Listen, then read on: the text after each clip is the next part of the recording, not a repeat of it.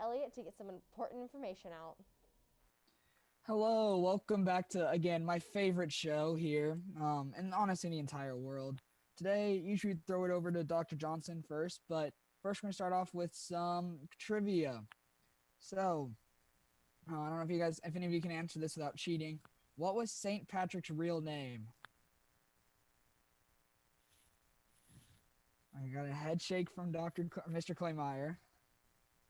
Anybody know? Okay, I didn't know this one earlier. It is Mywin Sukit, something like that. So, Um, yeah, I don't know how you guys are supposed to get that. I don't even think I pronounced it correctly, but that's okay.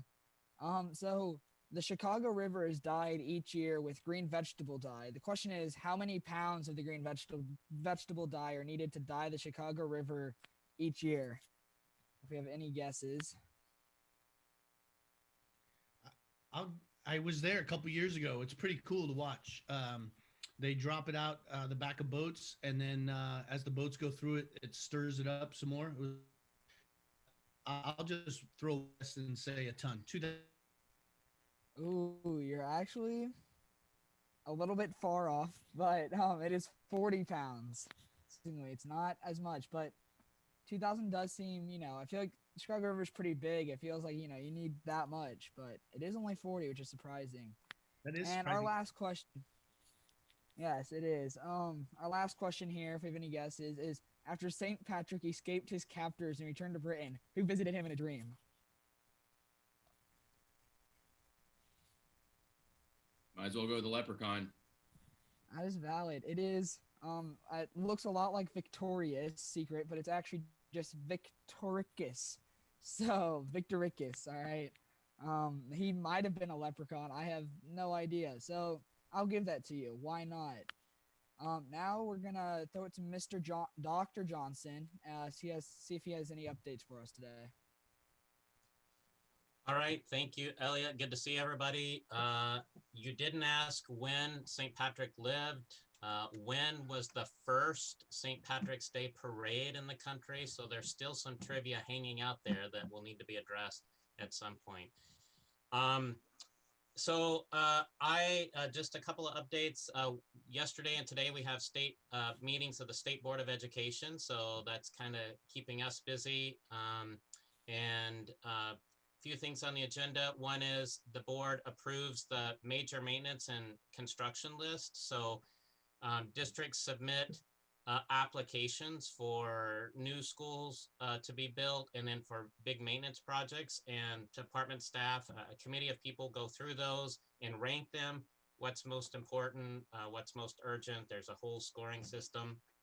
So you can find those lists on our website, and the very number one school on the school construction list, there's a couple of dozen listed, but the first one is in Southeast Island School District down here in southeast area of the state, Hollis School Building.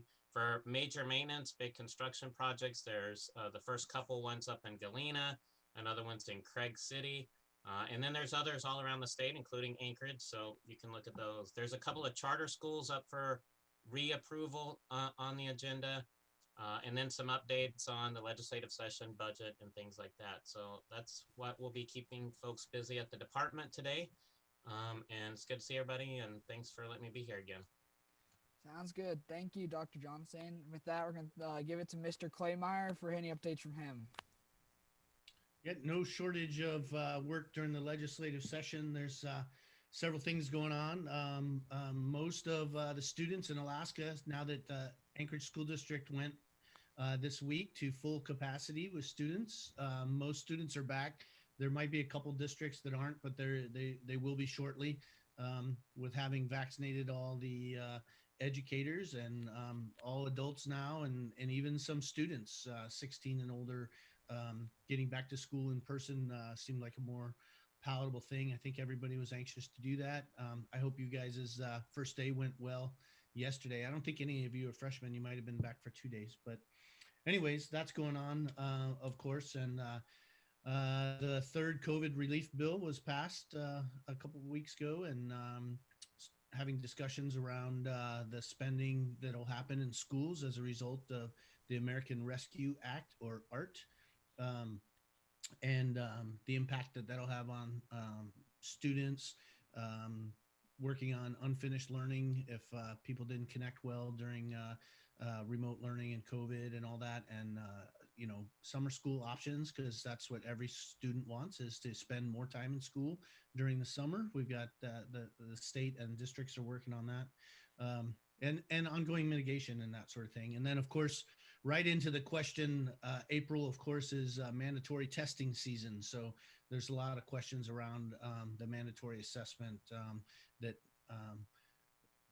probably will be happening in some form, but we're talking about what that should look like as a result of COVID. But yeah, other stuff in the legislature for looking at certification of teachers and retirement and all kinds of issues. So yeah. Very nice. You did mention us in the ASD being able to go back, and I personally greatly appreciated being back in person. It was, to me, a lot better. So it was nice to see some people again that I haven't seen in a year. And even though it was a little weird, wearing masks, I totally, it was all felt very safe, and it was cool to be back in the building. So with, I'm going to throw it over to Bria to finish out the stream. Thanks, Elliot. And that's all we have today. Thank you so much for tuning in, and remember to watch our other live show at noon. And as always, if you have any questions, go to www.asktheden.org, and we will happily answer those on the show. Have a great Wednesday.